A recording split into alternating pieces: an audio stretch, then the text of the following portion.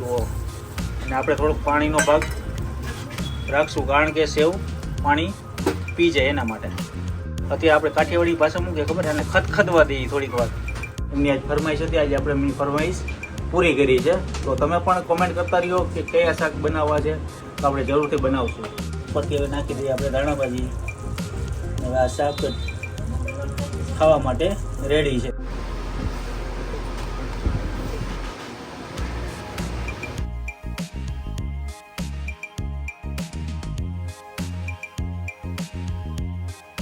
Hello મિત્રો, જય માતાજી, જય મોગલ, જય શ્રી કૃષ્ણ, જય દ્વારકાધીશ. ઘરની રસોઈમાં સ્વાગત છે તમારું. આજે આપણે બનાવવાના છીએ આલુ સેવનું શાક. હવે કઈ રીતના બને છે આજે તમને બધું માહિતી સહિત બધી બતાવીએ. જે આ છે બાલાજીની આલુ સેવ, અને આજે આપણે આની રેસીપી બનાવવાની છે. કંઈ પણ શાક ખાવાનું મન થયું હોય ને, થાયકા પાયકા હોય તો આપણે શું બનાવવું, રોજ ઉઠીને એવા પ્રશ્ન હોય છે. તો આપણે બજારમાં તો મળે જ છે.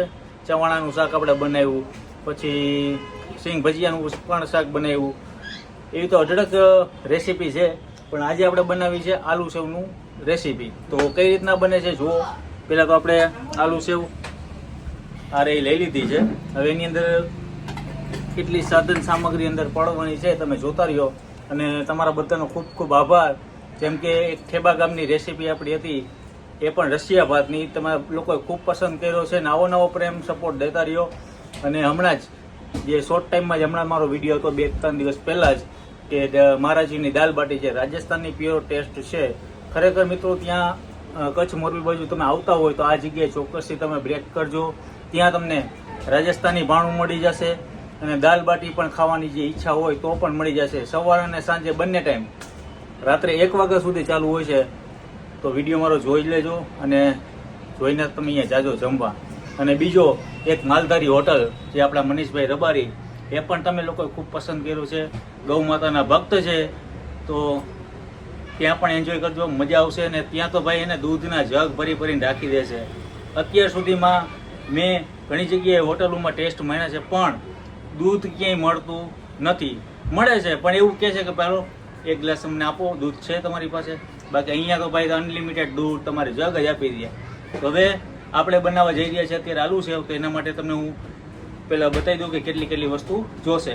તો જોતા રહ્યો અને મોજ કરતા રહ્યો, અને આ વિડીયો બને એટલો શેર કરજો, જેથી કરીને કોઈ લોકોને હેલ્પફુલ થાય. તો જુઓ અને મોજ કરો. જય માતાજી. તો પહેલાં મિત્રો આપણે લઈ લીધી છે આલુ સેવ, પછી છે આદુ, લીમડો, મરચાં, ડુંગળી, લસણ અને ટમેટા. આપણે આ નાની અમથી કડાઈ લઈ લીધી છે. હવે કડાઈ અંદર આપણે પહેલાં મૂકશું તેલ. ગેસ ચાલુ આપણે કરી લીધો છે, ને હવે આપણે ઉપરથી નાખશું પહેલાં તો તેલ. મિત્રો આપણું તેલ આવી ગયું છે, ને પહેલાં આપણે એડ કરીએ રાઈ. પછી નાખશું આપણે હિંગ, પછી લીમડો અને મરચાં. ગેસ આપણે થોડુંક ધીમો કરી નાખી. પછી નાખશું આપણે આદુ, પછી લસણ,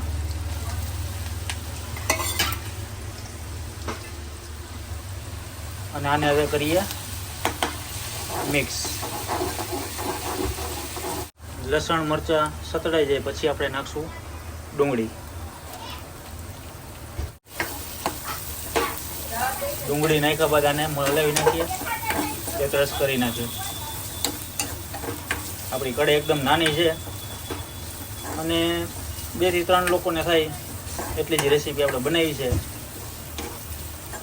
આ ડુંગળીને પહેલાં આપણે સતળાવા દઈએ, જ્યાં સુધી બ્રાઉન કલર ના પકડાય ને ત્યાં સુધી.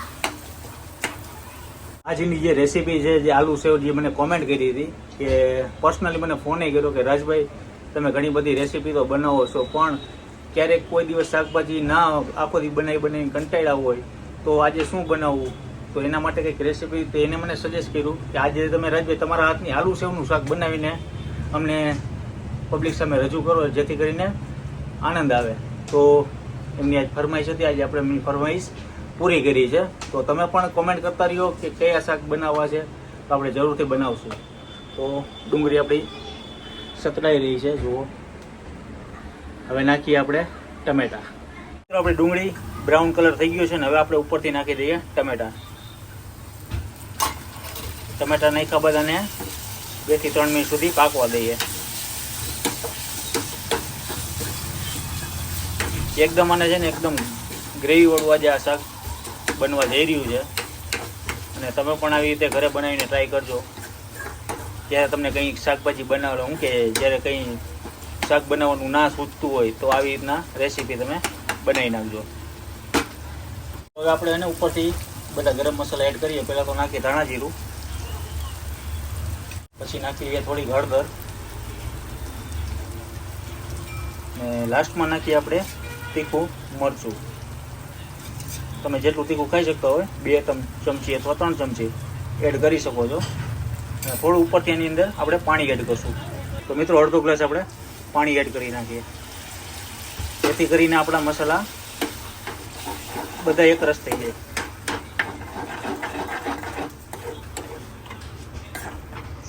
જો આ ગ્રેવી બની ગઈ ને, હવે તમે જેટલું તીખું ખાઈ શકતો હોય ને એટલું તમે મરચું એડ કરી શકો છો ઉપરથી. આને પાકવા દઈએ. મિત્રો આપણી જે કાઠિયાવાડી ભાષામાં શું વધારે બોલે ખબર? આપણે એમ કહે ને કે ભાઈ ને થોડીક વાર 5-1 મિનિટ સુધી પાકવા દઈએ. અત્યારે આપણે કાઠિયાવાડી ભાષામાં શું કે ખબર? એને ખદખદવા દઈએ થોડીક વાર. એટલે બધા હે ને ડુંગળી ટમેટા બધા એક રસ થઈ જાય ને ગ્રેવી ટાઈપ એકદમ આપણી આ જુઓ તમે જુઓ એકદમ એને ખદખદવા દેવાનું છે. ને આની અંદર આલુ સેવની અંદર આપણે મીઠું એને જોઈ વિચારીને નાખજો, કારણ કે નમકીનની અંદર મીઠું મસાલા ઘણા બધા એડામાં હોય છે.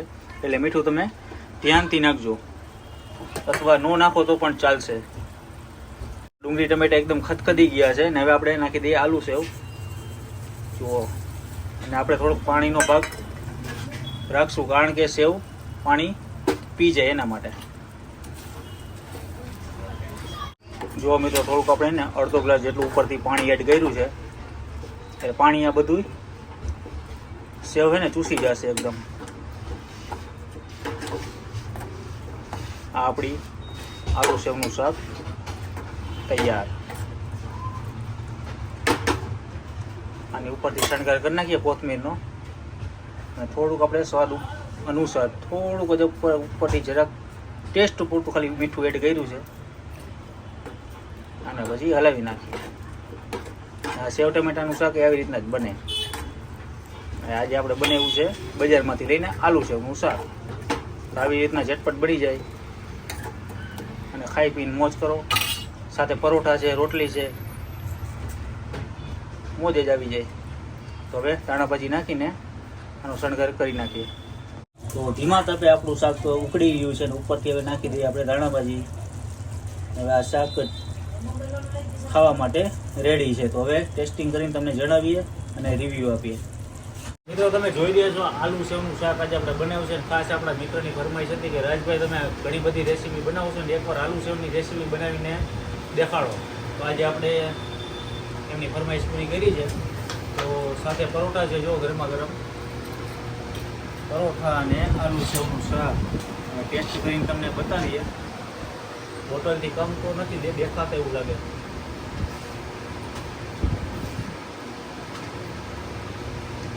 કેવું લાગ્યું? ખાધું કે નહીં? શક્તિ આપો તો એક નંબર. કારણ કે આપણે આમાં મસાલા બહુ ઓછા યુઝ કર્યા છે, અને કારણ કે નમકીનની અંદર મસાલા તો હોય જ છે. એમાં તીખો સ્વાદ છે, મીઠો છે, એટલે આપણે મીઠું જોઈ વિચારીને નહીં જોઈએ. ખરેખર મિત્રો આપણે જે હોટલમાં જમતા હોય ને ઘરે બનાવીને જમો, વન ઓફ ધ બેસ્ટ. મજા આવી. પરોઠા, નાનું સેવ સાથે ઠંડી છાશ. આ વિડીયો બીજા લોકોને શેર કરી નાખજો. તમારી કંઈ ફરમાઈશ હોય તો મને જરૂરથી કમેન્ટ કરો, અને નવા નવા વિડીયો આપણે લઈ આવશું. ત્યાં સુધી મળીએ નવા વિડીયો સાથે, નહીં મોજ સાથે. જય માતાજી, જય મોગલ, જય શ્રી કૃષ્ણ, જય દ્વારકાધીશ. બધા